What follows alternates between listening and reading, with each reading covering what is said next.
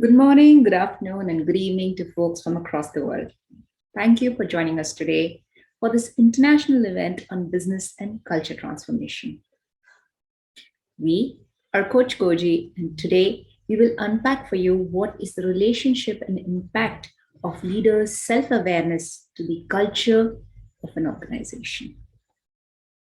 At Coach Koji, we work with leaders and executives across industries by helping them find their purpose and align them to the purpose of the organization. We specialize in leadership and team coaching interventions that start with what is at the heart of each leader that makes them unique. Yes, the heart of the leader. This starts with you. We translate the intangibles you bring as a leader, your psychological awareness, and how this impacts others in the way you interact and drive results.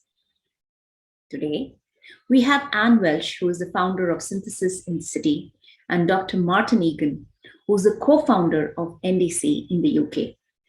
They have both worked with many prestigious clients, including the House of Commons and House of Lords in the UK.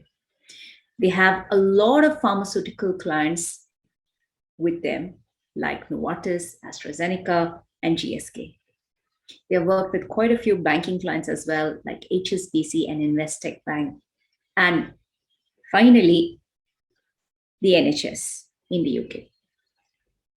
Dr. Martin and Anne Welch are committed to helping leaders and organizations build a culture that makes a measurable impact on performance and change.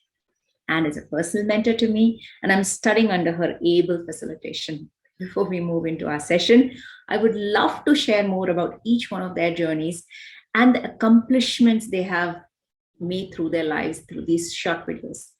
I feel extremely inspired listening to them, working with them, learning from them, and I hope you do too. Enjoy.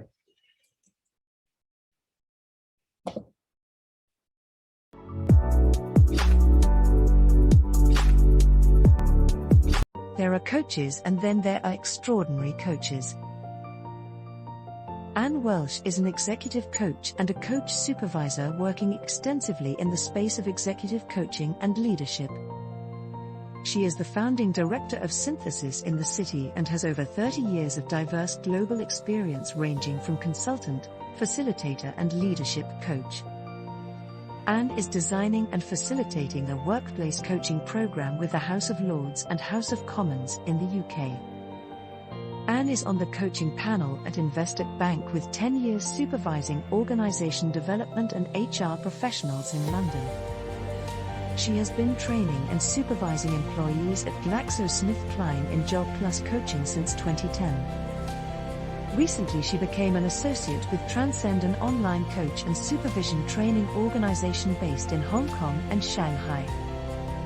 She is also a coach for participants on the EMBA program at IMD Business School in Lausanne, Switzerland.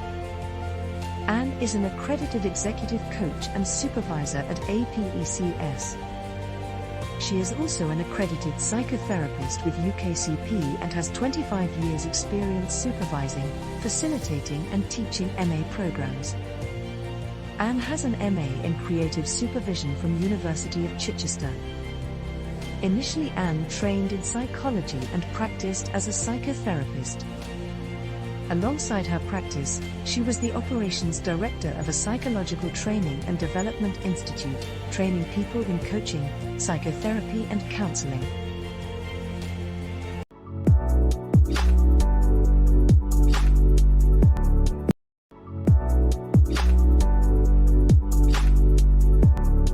Dr. Martin Egan works internationally as a consultant and coach for leaders and organizations. He has trained to the highest standards to work with both individuals and teams on culture and leadership development. He is the co-founder of NDC, a consultancy specializing in executive coaching, leadership development and culture consultancy.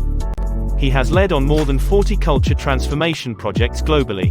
Dr. Egan specializes in applying business insight to the business requirements and the personalities and skills of teams and individuals.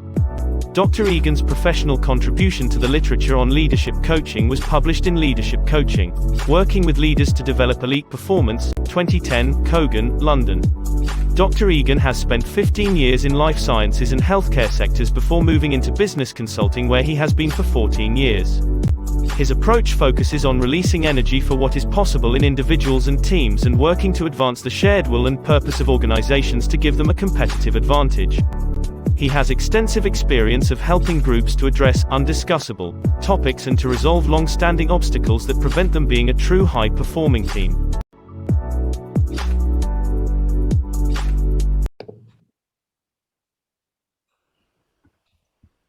Good afternoon, Martin. Good afternoon, Anne, and welcome so very much to the International Coaching Week, which we are really extending and making a month out of it. But thank you so much for joining us. Thank you for fitting us into a very long coaching week, Rochelle. And what would be very terrific to do is to start off with, if we could hear from both of you your short introductions and journey into how you began with coaching and where you are now. That would be really super. Okay, well, maybe will I start off, Martin? Sure. Yeah. So you'll notice I asked Martin there, will I start off? Because Martin and I work quite a lot together, although we only really met about 18 months ago. But we found that we formed a very good relationship in facilitating others in learning to become a coach. And I'll talk about that more in a moment. But my entry into coaching was really through the psychotherapy route. There wasn't such a thing as coaching when I began. And I practiced as a psychotherapist for over 20 years. And it gives me a rich base for coaching. And I do find now that all coaches, even if they don't necessarily work psychologically, need to be able to think a little bit psychologically in their approach as coaches. And many of the trainings are including those aspects now. So I probably came into coaching about 15 years ago. And I had a personal and professional development centre in the city in London, and began by working with some of the private banks in the city and working with individuals who were highly successful, and yet they were lacking some sense of meaning and purpose. And I used to meet with them, which led to them actually expanding their self-awareness and recognising they were much, much more than their professional identity. And from there, I was put in touch with GlaxoSmithKline, where I did a major piece of work for about 7.5 years. And that work was training people in-house to become internal coaches, which was very rich and rewarding work, and also to train leaders in self-awareness and coaching skills.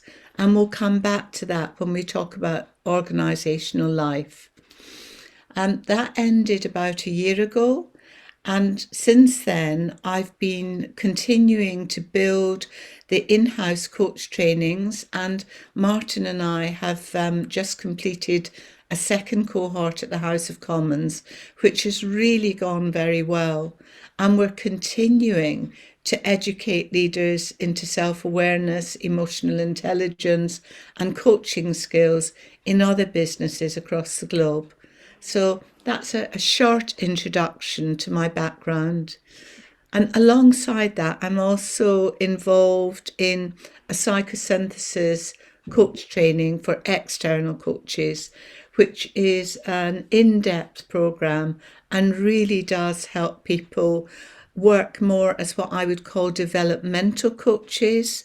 So to be able to work at depth with individuals alongside paying real attention to their performance and how to improve their performance. So I'm going to pass over to you, Martin, to bring yourself in. Thank you, Anne. Well, I blended two worlds that I have been a part of into becoming a coach. The first was that I have been a department head myself in the life sciences industry in the workplace. And more was being hired not because of a PhD in science, although that was necessary, but not sufficient for some of the roles I was being hired for. But I was being hired for teams that had become very problematic because of particular makeups in the team, personalities in the team, and history and context of teams. And that all led, as well as my own interest in personal development, to taking psychotherapy training on the side part-time over a number of years, while still in the lab as a working scientist or manager. And of course, I found then that I was bringing some of my own way of working with people anyway all the time into my role, but starting to understand a little bit more through the training. And all of that came together then with a lucky break, actually, two breaks. One was in 2005, I retrained as a conversion course for a week-long conversion course specializing in converting psychotherapists into coaches. And while I had been coaching before that, I felt this gave me the permission to feel that I had taken a more coaching angle in some of the work I was doing. And in 2008, Fred Kaufman, who is an author of a book called Conscious Business and Other Works, he recruited me as an executive coach to work with the conscious business approach. And I think that the experience and community I gained there, working globally, was foundational to going beyond just working as a coach with individuals and to thinking more holistically and more organizationally, because we worked in packs, you could say. Teams of us worked across whole organizations. And in that way, we were starting to work with culture, including doing culture diagnostics. So that's how it all branched out. And to this day, in our own company in DC, we're working with Anne very, very closely, as she said, for the past 18 months. We're blending that, working with the individual, working with leaders, and working with culture. And coaching is it's foundational to most of it in terms of the self-awareness, some psychological understanding, and working with others. Thank you so very much, Anne. Thank you so very much, Martin. That was a very rich experience journey that you just took us through. And we're hoping through the course of the next hour, we will be able to help understand from you how you have worked with the culture piece. You spoke about culture diagnosis, you spoke about awareness, and how some of the retooling of the mind, repurposing of the mind, how that happens to bring the impact and change in people and organizations. So to start with, what would be a good place to start understanding the individual dynamics, and when it moves into an organization place where they become toxic, and what work do we start beginning to put together to I don't know, maybe the word is resolve, I'm not sure. But obviously, both of you have done work in that area. So if you could help us understand that. So you're thinking about maybe where there's a request for coaching, or there's an issue somewhere, and there's a question mark around how much of it is individual dynamics and how much of it might be something else, starting to understand the picture. Is that what I understand correctly?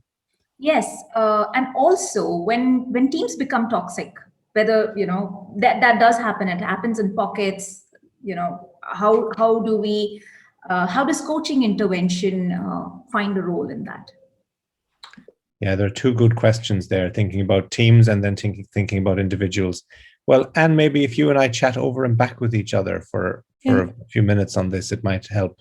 I mean, my mind immediately goes to, we have to be aware of the individual within any team, but we also have to be aware of the system that they're operating within.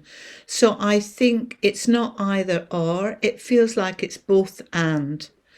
And the most important offering that I think we give as coaches is enabling somebody to develop a capacity to self-reflect.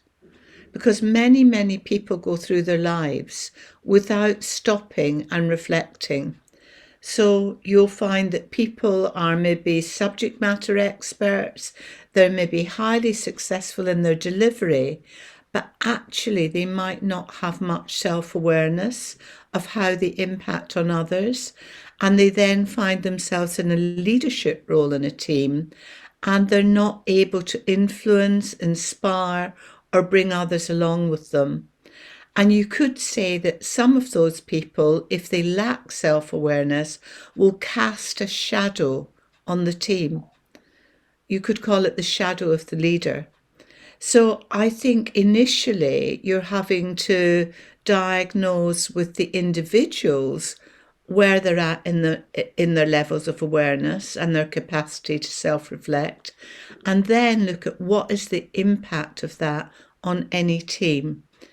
And Martin and I are about to do a piece of work actually tomorrow with a team that currently struggle with communication. And we're going to be taking a coaching approach with them. But first of all, let's go back to Martin to hear what you think from what I've said so far, Martin. I like the both and take on it, and thinking that the system they're in has to be understood first. So if I have an imaginary situation, Rashira, like that one, where there's probably a request about an individual in a team and or a team, I want to do quite a lot of painting a picture to understand things first. And I'm trying to understand, what are they hoping for? If you think of the consulting triangle, who is the client, who is the sponsor, who is the coach? Well, that's probably just three sides of the triangle, but there's often a fourth dimension, which is the organization itself. And the first thing I do is really start to get a picture, to clear up, are they asking for what they need or what they think they need?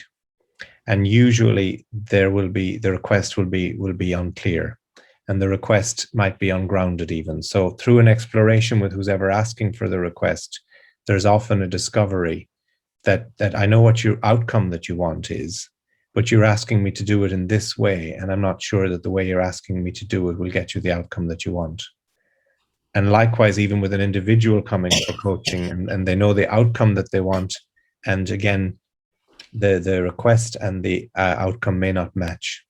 So you ask about frameworks. I'm like Anne was referring to, trying to understand what's going on in the system, what's the system's purpose, what's the history and the legacy and the current context that it's in, and how are the interpersonal relationships working, what are the power structures like, and how is that working, and what are the power relationships like, how is communication working, what systems and processes are in place.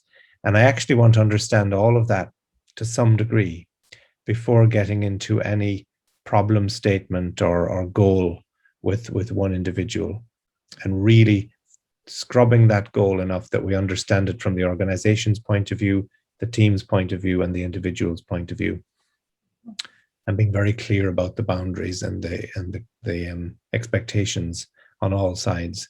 And that in itself could take a couple of hours to establish, and several conversations. So Martin, can I come in there just a second?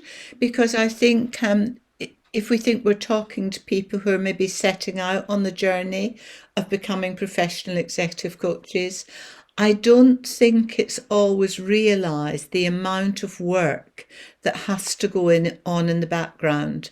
And I think from what Martin was saying there, often you're dealing with HR and OD people who think they know what's needed and are possibly threatened when a coach suggests that something else might be needed. So you're having to have quite good interpersonal skills as the coach to be able to bring them on board with you, because otherwise you will not get the piece of work, because OD and HR have ownership of the work. So it's quite a sensitive area. If, for example, Martin and I were doing a piece of work with an organisation, and the two HR people were at odds with what they wanted, and one of them was really not clear at all, but presented as very confident. And we both felt we put a lot of time, energy, engagement in, but nothing came back. I think because of the inner conflict between those two people rather than anything that we'd proposed. And that's a very good point. It may look very easy. So what I'm really what I'm taking away is that both of you suggesting there is a lot of pre-work required when an organization calls you up or rings you or approaches you for a coaching engagement, that understanding the context for self and peeling the layers to know exactly why they want to engage coaching services, whether for an individual or for a team, whether those are in place or not. And what would be very nice is if Martin and both of you can help, shed a little bit of light on how do we go about understanding the context underneath. Martin, you alluded to the power distance that is there, and you spoke about interpersonal relationships or conflicts that are already underneath, unclear communication or sometimes maybe no clear communication. So how does the coach become a consultant and find some of these answers to understand the context? Well, they need to have some model of organization in their mind to hang their understanding on. Now, the most effective model, I think, is to have a systemic one that starts to understand the system as a living entity, as an organization that has its own life, that structures in some way. I'll give an example.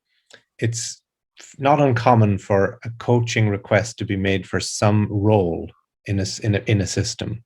Let's say the role of the head of customer services. And it's also not unusual for the head of customer services to be a problematic role, because all of the issues that come with customers and all of the bottlenecks in a department or in an organization, they all come to the surface in the customer service area. That's where the most complaints arise from, or whatever else might be an issue. And it's not unusual for an organization to think, oh, they need more support to be a better head of customer services. And the bit that's missed is how come we're on the 4th or 5th or 6th head of customer services at this stage? And they all weren't enough. They all weren't good enough. It's either a very poor appointing, or it's not an accident that this role is the one that's needing extra help. So therefore, something has to be understood about how the role is set up and how the person is set up for success or supported. So I want to understand coaching in the context of the expectations and the role and how it's set up for success.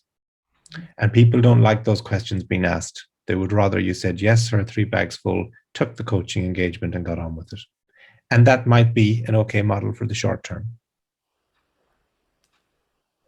So this is getting deep into the organization context, asking the relevant question around not just the person, but the role, the expectation of the role, and what might have happened in the history of this role. Yes. Yeah. And if we think about someone who's maybe recently trained as a coach, it takes quite a lot of confidence to be able to go into an organization and to ask those questions, those sorts of questions. So initially, the new coach might accept, just accept the engagement and begin working with the coachee, and partway through the assignment, find out that things aren't as they seemed, that the coachee is being seen as the issue, but actually there's a lot going on underneath the surface. So I think as a coach, you've got to be quite objective. I think that if you've got strong biases or strong views, in one way you have to be able to recognize them, but put them to one side, because you have to have compassion for any organisation that's dealing with whatever it's dealing with at any given point in time.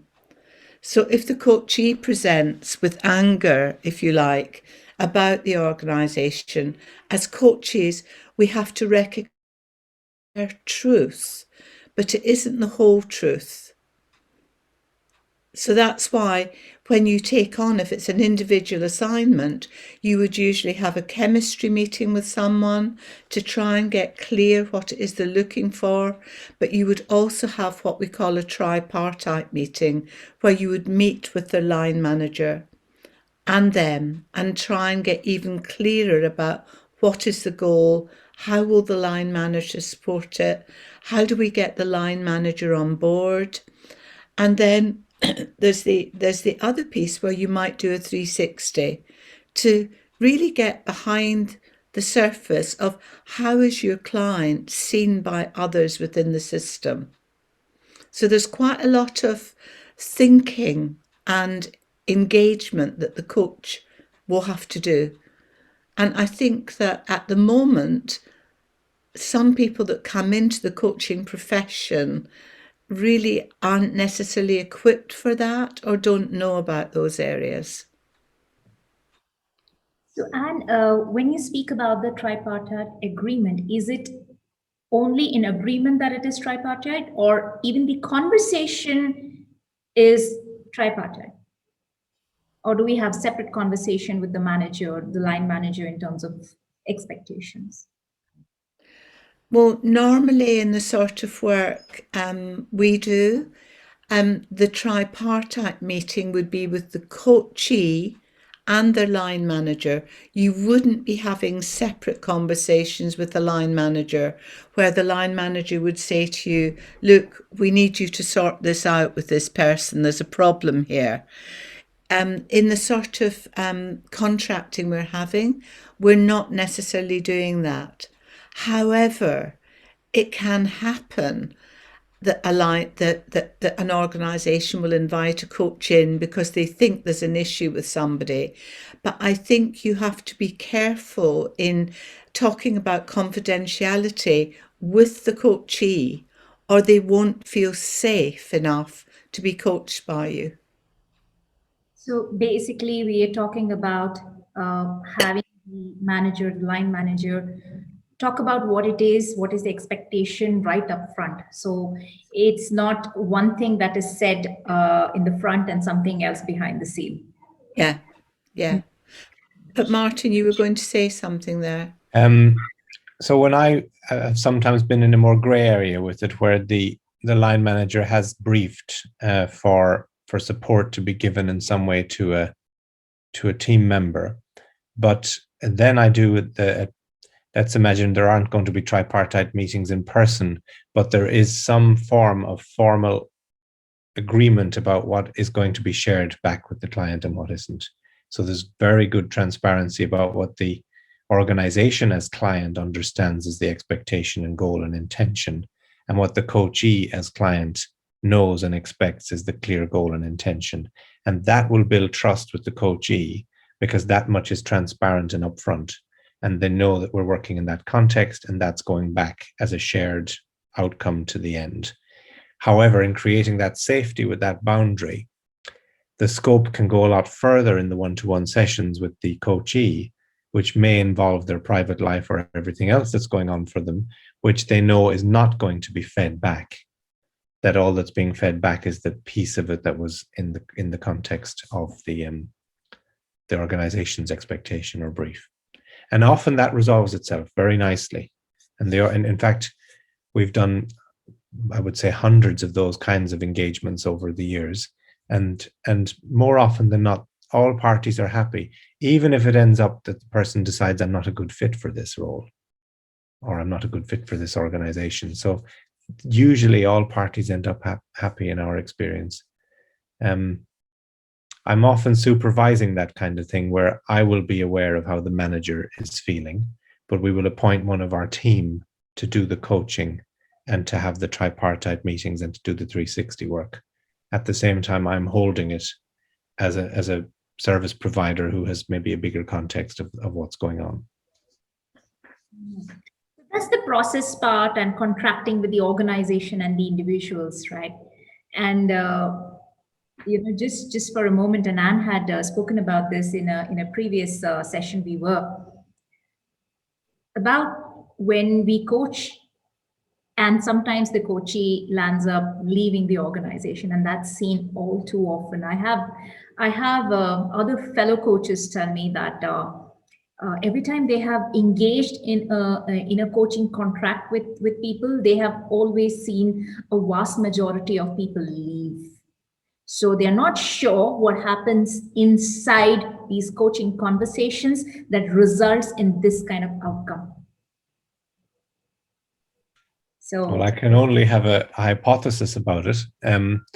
My hypothesis is that the coaching is going very deep and working very well, and that the person is getting more connected to themselves and finding their truth and understanding what their boundary is and what they're saying no to, and get very clear in themselves. And that can only be a good thing. However, I think there's an ethical question around that. And I first encountered that ethical question when I was working with lots of young people coming in from China, actually, to Western companies here. And they would go through a fairly intensive, deep leadership experience and encounter their beliefs and their feelings and self-understanding quite deeply, but go back into a system that was no longer able to sustain or support that for them. So I left, this was many, many years ago, I left with a big ethical question. Was it safe and proper to do too deep of work with somebody who isn't in a system that can support and sustain that for them? So I suppose I'm maybe opening a can of worms, but they're the questions that come out for me. Can you put a clean fish back into a dirty pond? I wanted to bring in another side to this because in the work with training in-house coaches, that's another dynamic again, because they are operating within the organization that the people they're coaching are also operating in. So they can become over-identified. But what has been found for the value to the organisation is that people trained as internal coaches show better engagement scores and are more committed to their roles than they were before they did the coach training. And I know I found that over hundreds of coaches when I was working at GSK. In supervision, that would always be the feedback, that this part of my role really gives me purpose and gives me meaning. Yes, I do my role, my everyday role well, but this brings me added value, and I would stay at GSK because of that. And Martin and I had no idea how the training of in-house coaches would land at the House of Commons, but we were really surprised at the difference it made for the individuals we trained, and then what that value is for the people that they are then coaching. And interestingly, Rashira, they were not as likely to leave. So, and we are not at all really directly talking about retaining people by getting them coached. We are talking about engaging the top leaders by helping them understand and practice coaching or learn aspects of coaching. And that's a different way of engagement rather than having them coached. Yes. Yeah. Absolutely. And there's two angles to that we find. One is a top leader who's very senior wouldn't have time perhaps for taking on even a day a month of coaching, although some love to do that. But those who are in roles in the organization who feel that they can give up, let's say, a day a month as an in-house coach, that's the example Anne was giving, where their retention and their motivation and engagement with the organization is greatly enhanced, as is the people they internally coach. So, Martin, what do you believe happens in this spectrum? What do you believe happens when these leaders come into a place and begin to find a new motivation or a new meaning to engage differently with the organization? What does coaching do differently? I think they choose their battles, to put it bluntly.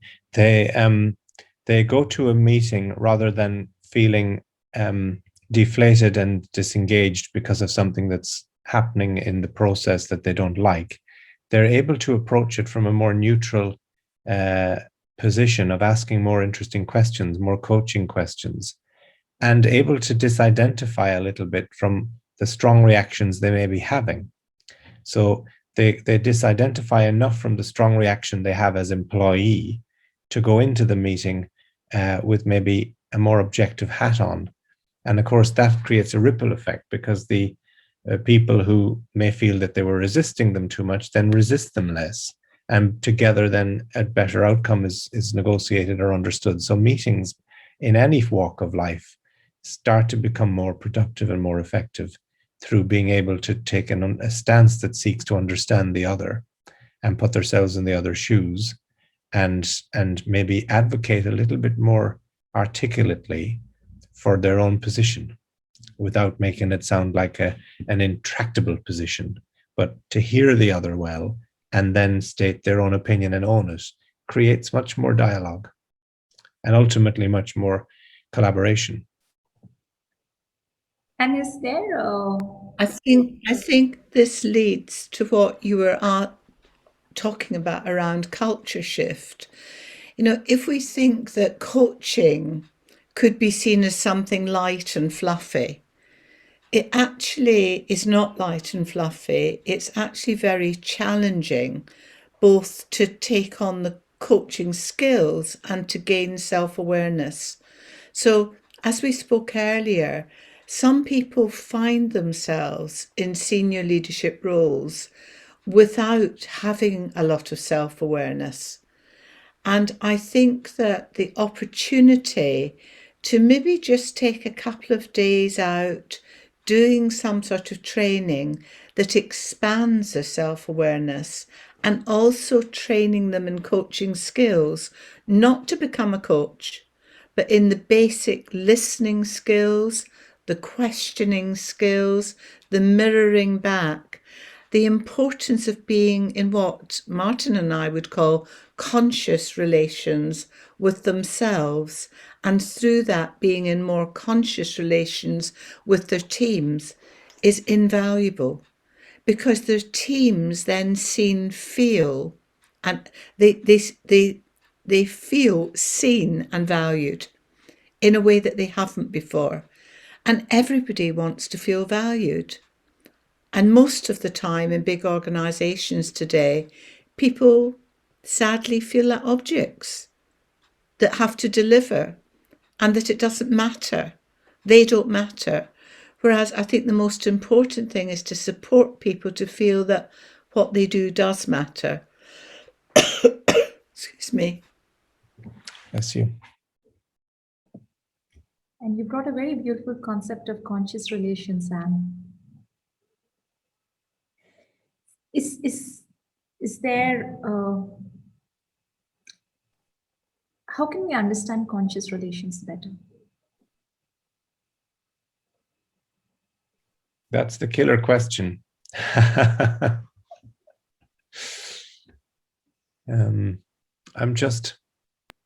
don't even know where to start answering it.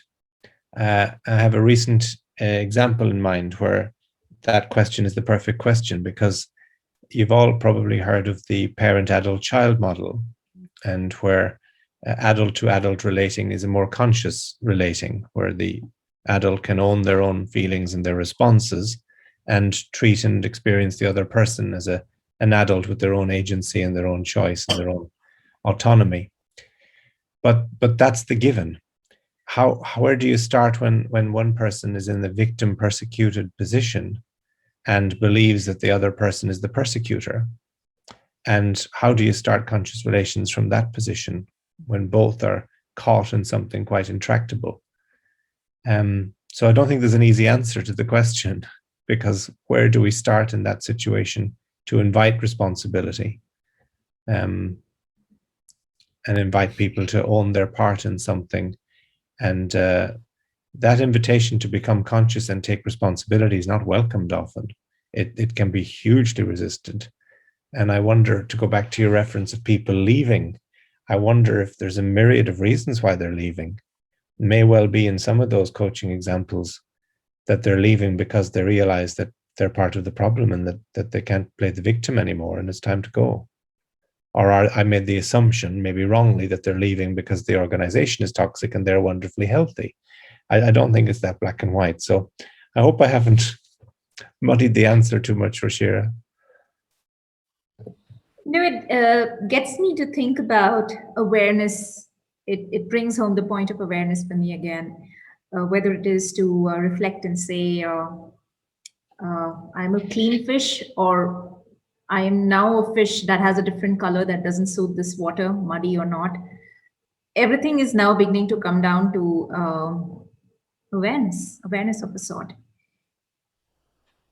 And people, I like to shift the conversation a little in the area of culture, organization culture, the role individuals play, their awareness or their lack of awareness, and how that impacts culture, and what coaching does, how coaching helps to help. Or again, I don't know what might be a better word than help, but I don't know if a better word is save the day, but certainly as an intervention to be able to clean up some of this culture mess. It depends where the coaching is working. If the coaching is with the top team and there's agreement about what would be the core behaviors or the principal behaviors that top team wanted to model and endorse and encourage across the whole organization, let's say a simple behavior like keeping your word, or listening better, or role modeling working hours and work-life balance. That's 3 typical examples that can come up in cultures. So if you're coaching the senior leaders to really walk the talk for themselves around those key things that they say are important to the culture and that matter to the culture, then coaching is on a winner straight away, because assuming that group start to work. But that's an ideal. It's often the case that the senior leaders say, we don't need coaching. I want you to go and fix them, because the managers seem to have great difficulty with doing these things well. And I worry in those scenarios, because that's more back to our muddy water situation where you can try helping some people. And just as a last thought that helps the coaching culture relationship be thought about, is that we describe culture as the patterns of behavior that are either encouraged, discouraged, or tolerated by people and systems over time. So when we then start to put coaching on a focus on behaviors and understanding what is being encouraged, discouraged, or tolerated by the systems and management over time, you then start to really address issues of culture. Some of the issues of culture, there are many others, but they're pretty straightforward ones to start with. And Martin, how do we bring about, whether it is absolutely leaders at the top, or even top leader -1, to know the impact that they are having on culture? There's all kinds of ways. I suppose the first is a listening exercise of some sort to really encourage them to listen to their direct reports, to listen to their other business areas cross-functionally, and to facilitate some kind of real listening. Where are they complementing each other? Where are they getting in each other's way? Where are they resisting each other? And all the things that can happen both up and down and over and back and across in an organization. And then usually what happens when you start that exploration, which can be done semi-formally, and often HR and OD people will tell you they have that data, and they'll tell you they have employee engagement surveys and other such data. Usually it's not sufficient for an accurate understanding. The only thing that gives you an accurate understanding is to get into the mindsets of why people are behaving the way they're behaving, which also gets into their feelings. So when we understand why people feel the way they feel and what beliefs they may hold, then we're starting to really talk culture. But until we get to that level, by whatever means, it's more talking about climate and not talking about culture. And that's a huge mistake made across the industry. In HR in particular, engagement and climate are side effects. They're not culture. Their symptoms. Yeah, exactly. You could have a wonderful climate. In fact, I've been in some cultures that are not fit for purpose, but the climate and atmosphere is wonderful. I'd love to be there all day. You know, a really nice place to be. But it's still not a culture that's effective for what they're trying to do. You made a very interesting point. You said fit for purpose. Yeah. And how do we begin to move towards fit for purpose? Well, there's a whole other piece of coaching conversation, and I haven't thought of it as a coaching conversation before, but to invite the senior leaders to think about where are they going, what are they trying to do, and what's the business imperative that they are absolutely lined up for. And then ask them, well, how do you need to think and feel and act to make that happen? As just do what you're told, or would you have the courage to challenge a boss and say, I don't think this is a good idea to do it like this, or just go and do what you're told? And to really wrestle with those questions. And often they'll on paper realize, of course we want people to blow a whistle or to resist and stand up and say, I think there's a better way to do this, or we could do it in another way. And they say that in theory, but then when they're in a hurry some Friday and someone says, I don't think this is a good idea, they don't want to hear that then, even though they thought they did last week in a workshop. So coaching plays a critical role in joining up these aspirations, ideals, desires with what really actually happens. And how do you fail-safe it for when the real test comes, when the pressure is on and there are competing demands? And that's when you'll be tested on the thing you said you wanted. Are you sure you really wanted it? It's just one example. But that's when culture and behavior and coaching all come together, I think. So it's alignment. Yeah. And you were saying something. And if you think of the world at large right now, there are so many issues around culture and how things are being done with, you know, organizations that are iconic in the world. And yet there is a toxic culture being lived there. And I think that that's why, as coaches, we have a responsibility to the people we're coaching. As Martin said, there's a moral responsibility there. And we have to think about what is the system they're operating within and how might they need to be without self-betraying. Because I think it's right, with self-awareness comes responsibility.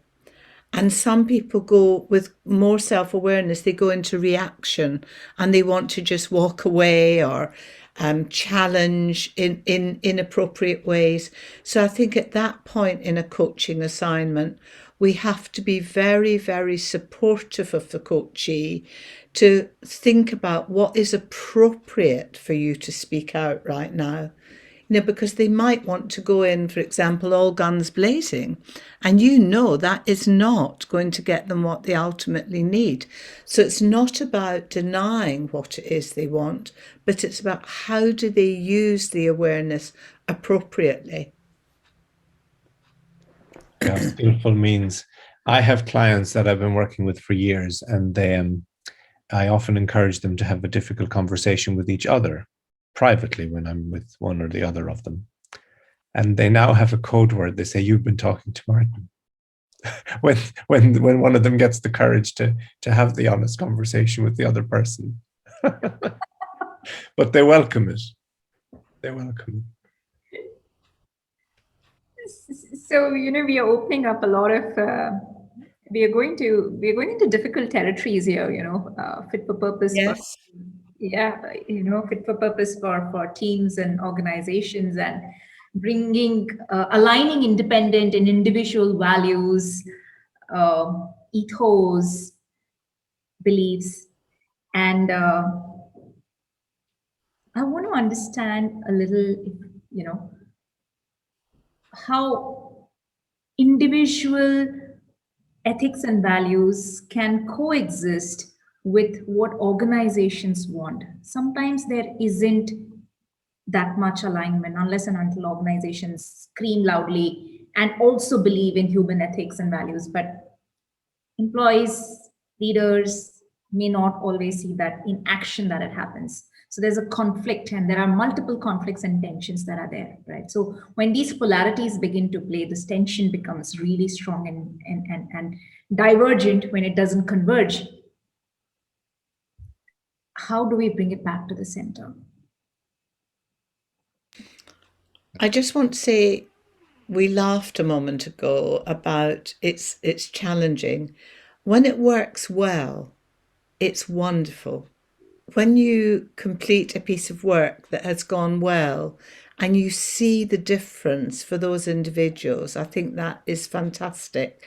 And I think that as coaches, we have to trust that even although we're maybe not working always at the top, that there will be a ripple effect from the people that you've worked with.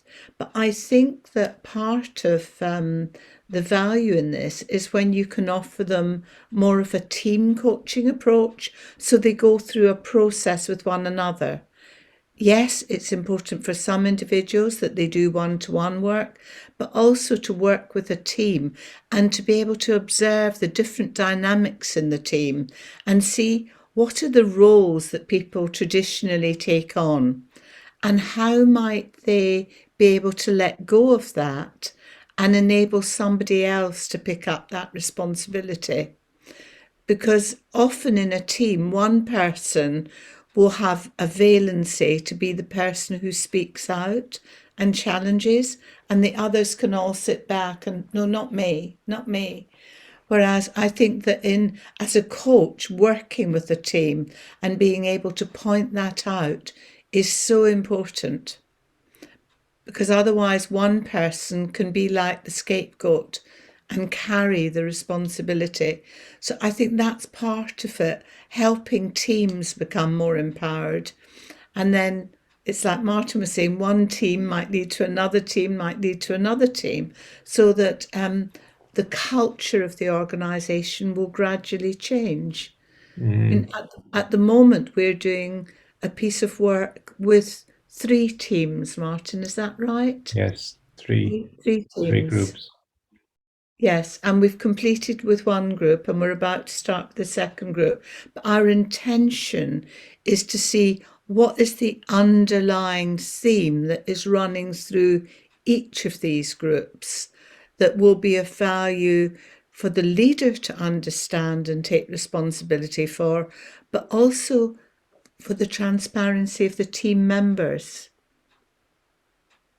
And what you're describing there, Anne, around the valency a member has, say, for the one who speaks out, or the one who's always angry, or the one who's always complaining, or always highlighting the issues and the concerns or the worries and the fears. I don't think an ordinary individual coach training touches the sides on that kind of stuff. So there is a kind of another skill to be developed around dynamics and around team process and team stuff. But you asked the question, Rashir, about personal values and organizational values. It's a tricky one, because I think water has to find its own level on the one hand, and with, I hate using the word supply and demand, but with supply and demand, if it's a good employees market, they will go off and choose to be with a company where they feel a greater sense of belonging, or a greater sense of alignment with their values. And here in the West, at least, there's a bunch of next generation coming along who won't work for an organization that stands for something that is not okay in their eyes, and they'll shame that organization, and they'll talk with their pockets, and they won't buy from them, and they'll become that will speak for itself. Of course, that takes a long time. But on a more day-to-day basis, thinking of teamwork, when I get people to identify their top 5 values, for example, which might often involve things like family and well-being and caring and making a difference and trust and humor and fun, and these kind of values people may hold. And then they look at the values we have at work every day in our current experience, and they discover that there's nothing stopping us, if we were to think about it, bringing more humor and fun into work, bringing more caring and more family-friendly environment. And that way you get the best of people bringing the best of themselves into work. So it makes good business sense to be interested in people's values and trying to make it possible for them to bring as much of themselves to work as they can in order to be more fully present and more fully alive and more content and more engaged. At the same time, we then know there's more kind of command and control attitudes that like, just bring me your hands and keep doing what you're meant to do, depending on what the tasks are. I remember going to Hyderabad, to give an example from India, and I spent a week with a software development team there I was the client. They were doing some a large project over a couple of years. And the reason I went to Hyderabad is I wanted to have a personal, good, trusted working relationship with them. And so we did exercises like that, looking at our values, looking at what culture meant, looking at the behaviors we wanted, and almost wrote a code of conduct for how we wanted to be with each other. And they were shocked, because I was the ultimate boss, I guess, to them. They were shocked that I was treating them all as equals and wanted me to be treated as an equal with them as well. So there was a culture shock in that regard. But we created a microculture where we had our own culture in working on that project, working with me, that there was I even went on the back of a motorbike with one of them down through Hyderabad. We built relationship, and that was great fun. And the biggest thing they had to overcome was to know that it was okay to tell me the truth if something wasn't working. And that took quite a lot of rehearsing, because I knew them well enough to say, please, Birud, or I'm making that name up, it wasn't Birud, there was another one who would say, oh, well, we did the calculation and it all worked perfectly. And it was working last night. Well, it's not working today, and it's okay to tell me that we got it wrong. And that took a lot of encouragement, because I felt better when they said to me, you know what, we don't understand the calculation, it's not working, rather than it was working perfectly last night and now we're back to square one and it's not working. I'm sure you had a lot of fun in Hyderabad. I did. I had good fun in Hyderabad. And I think you're bringing something really important in there, Martin, that as coaches, we also have to be curious about our relationship with different cultures and different cultural backgrounds, because many coaches have not maybe done work outside of the UK. And I think that when you're working with different cultures, you're having to know, what do I need to know about this culture? Is it a yes culture? Is it a culture that defers? Is it, all of those things, because it will all have an effect in the way the team operates and the way the coach might need to work with them. Definitely. And of course, that brings me to the whole role of supervision, and how is supervision of coaching used? And I think one of the models in one of the training bodies is that supervision is not even regarded as deep self-reflection for the coach and their process. It's more regarded as a mentoring of, I'll teach you how to coach, which is almost like a super coach. And that super coach approach to supervision is not supervision, in my book at least. Supervision is asking the coach to think about, what was happening for me? What was my own mindset there? What was I trying to achieve?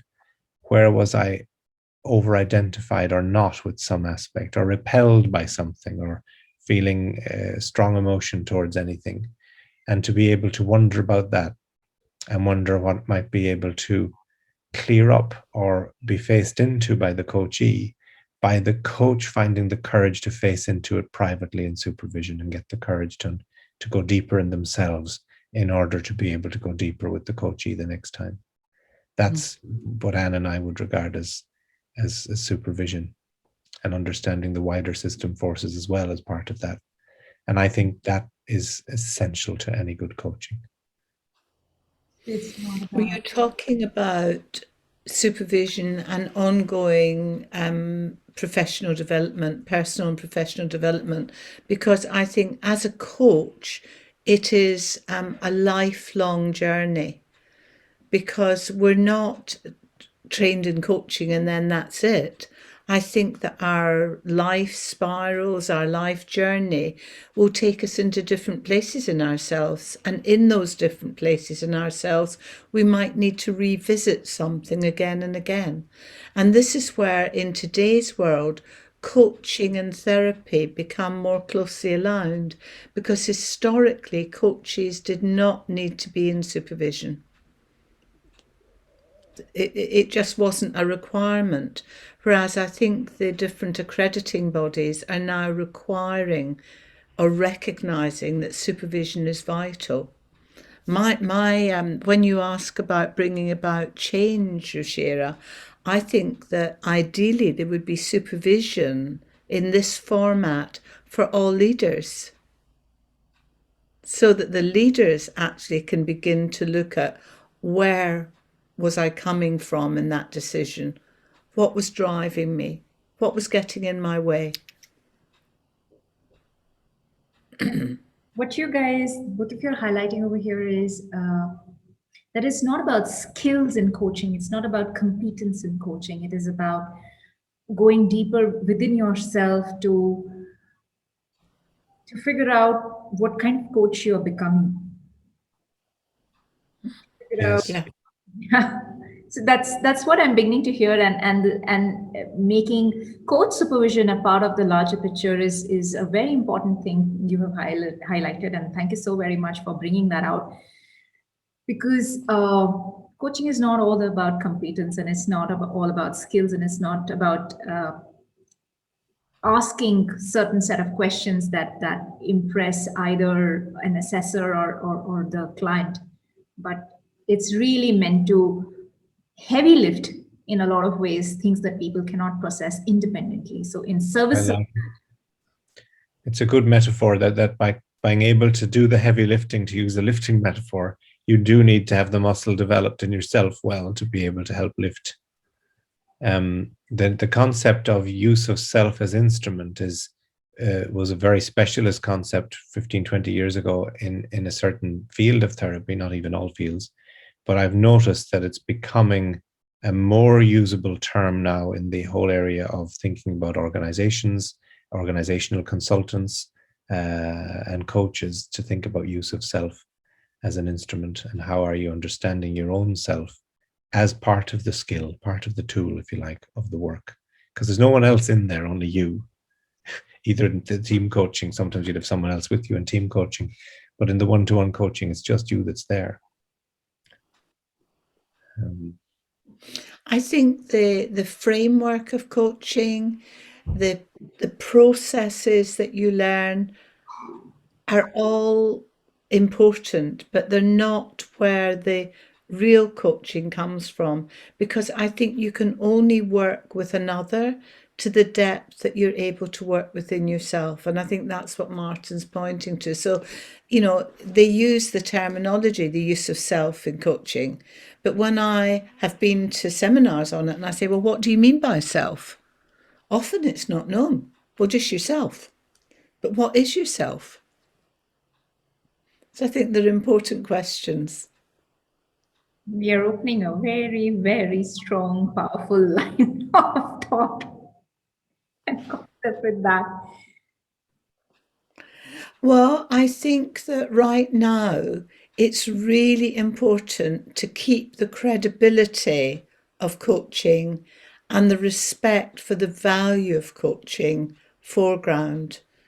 Because at the moment, and this isn't what your program is about, anyone can call themselves a coach. And yet they're maybe not coaching at all, but they can call themselves a coach. Oh, it's a huge issue. And if the unaware buyer of coaching has no way of understanding, am I buying a coach that could work with the whole being and holistically with the human being in all of their development and all of their aspects of themselves, and add on to that systemically within an organization? Or am I buying a coach that's going to help just look at my cognition and my thinking pattern only, or NLP and look at my kind of mindsets and self-programming, or look at transactional analysis and look at my transactions over and back? And all of them are valid. They all bring a piece of something, but it comes down to the fitness for purpose you were on about earlier. How do I know that the coach, the training the coach has had and the experience they've had? I mentioned the Fred Kaufman work earlier, and for the consulting coaching we were doing, a person had to have had a previous career and either a science, engineering, or business qualification, as well as a psychological qualification. So they wanted both to come in because they had seen over experience that taken even the pure organizational psychologist who hadn't held a function role in business themselves previously weren't able to cut it with the senior levels when it came to doing the work. And So anyone out there who is coaching and wants to coach and has a previous career, draw on it strongly. Now that goes too far sometimes, where you get someone who is in senior management and they go and do a very brief coach training and now they're coaching and really they're advising based on their senior management experience and calling themselves a coach. So it's a very gray area, all of that. now, I'm very glad you brought that out, Martin. That is most certainly something that happens, and I think people really come from a place of saying that I know so much, can I share? I think most often that is the hope, that is the purpose. But being able to learn in a new way what coaching means, and people don't really need advice in coaching, is sometimes something they cannot disassociate with. They are associated with their experience, and they do believe there is value in it. So why not? Right? That's where that comes from. And a little bit, what would really help is how to build a coaching business. Both of you have built extremely successful, established businesses for yourself. Neither of you are heavy hitting from the brand of larger organizations. Both of you are independent brands in yourselves. What does it take to get there? I'll let you start, Dan, because I still don't know. Well, if I say when I took on for me, it was important to have a space that was my business called Synthesis in the city. And it was important to have the physical space. Now, lots of coaches don't have that, but it was just something about me. But I know that we made an investment initially and bought a premises. And I think in the beginning, I sat in the premises alone, maybe for 3 months, waiting for a client to appear. It wasn't that I wasn't doing anything, but I think that when you start a business, you have to be aware that it will take time. You know, that you use, I think what Martin said earlier, you use your network of the work you've maybe done before. But also in the beginning, you might take on pieces of work that isn't actually what you want in the long term, but you won't know that initially. So I think I would say initially it's being willing to work hard and maybe to take work that isn't at the level you would like to work, but you get the experience. Personally, I worked with an employee assisted program in the end. I was approached by somebody from a city bank that had an employee assisted program, and they sent me coachees initially. The income from it was very low, but the experience of it was immense and was worth it. So I think that was how I began. And also, I think as a coach, the need to be flexible.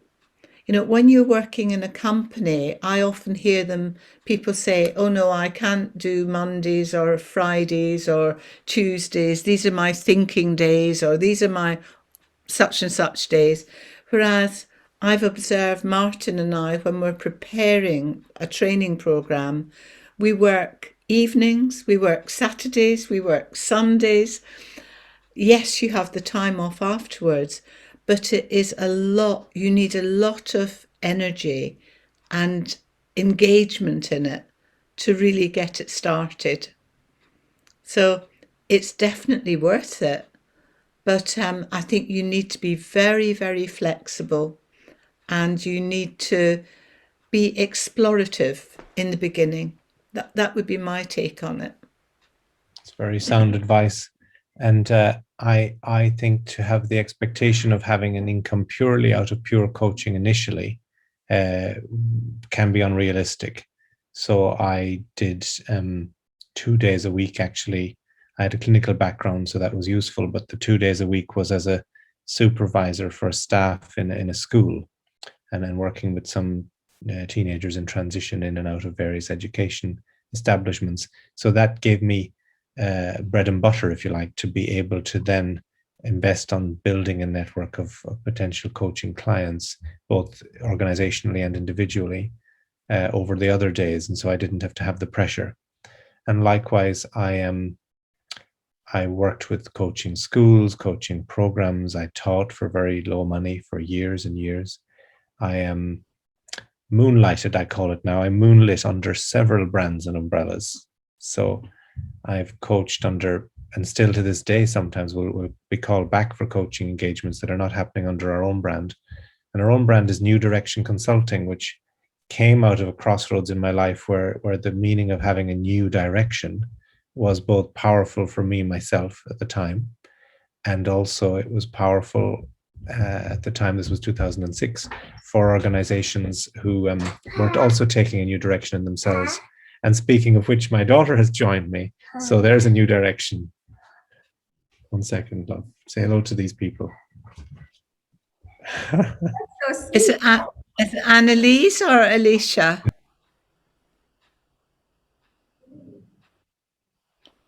Hello.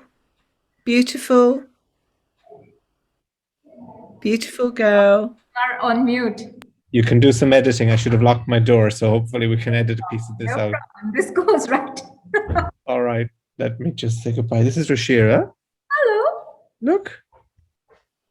And this is Alicia. Oh, you got to go and see Auntie Joanna or Daddy. Hold on, let's get Daddy for you. Okay. I should have locked my door, but I didn't. Okay. I'll see you soon, man. I'll see you soon. I'm going to see you soon. I'll come downstairs soon. I'll come downstairs soon. Smart to have twins. He has twins. I guess. Oh. I'll never learn, will I? To lock the door. But that's part of this, Martin. That is part of it.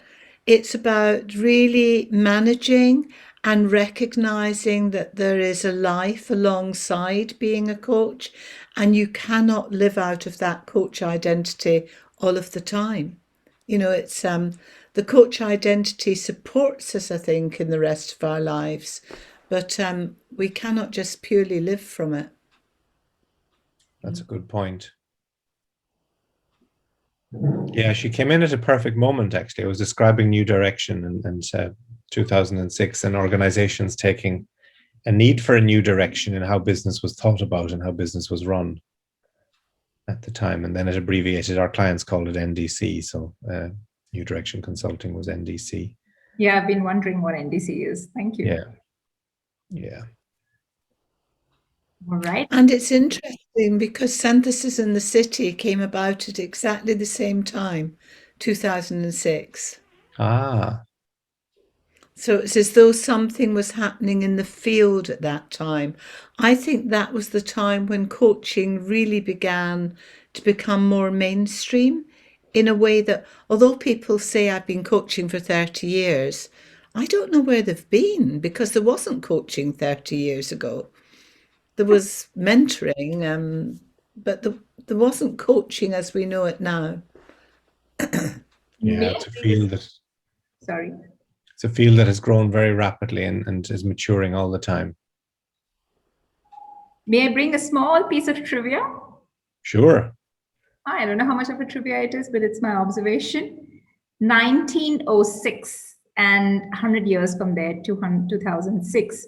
1906 became the year that a lot of discoveries, Einstein's theory of relativity, Freud coming out in the open with his theories, happened around that time.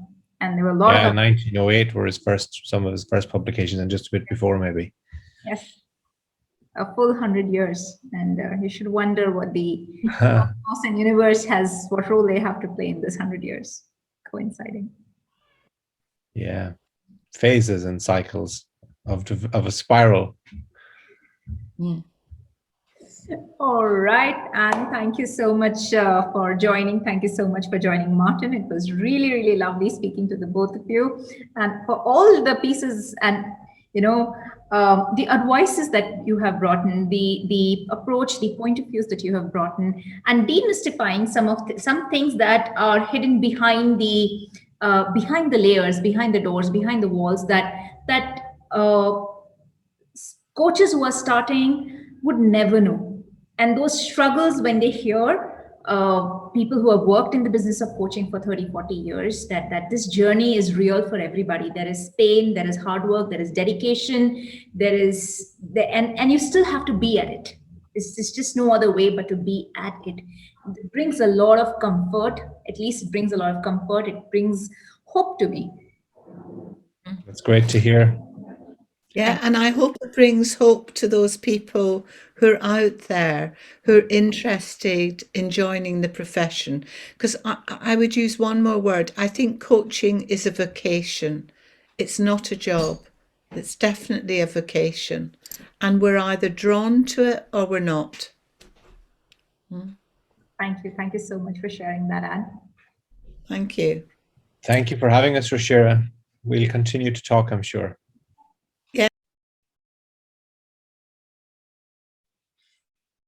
That brings us to the last part of the session. Thank you very much for joining us. I hope you enjoyed this conversation and gained new perspectives just the way I did. Do let us know what you think and what you took away from this conversation in the chat box here. What might your follow-up questions be? We will try our best to answer them, and if not, we will reach out to you via mail.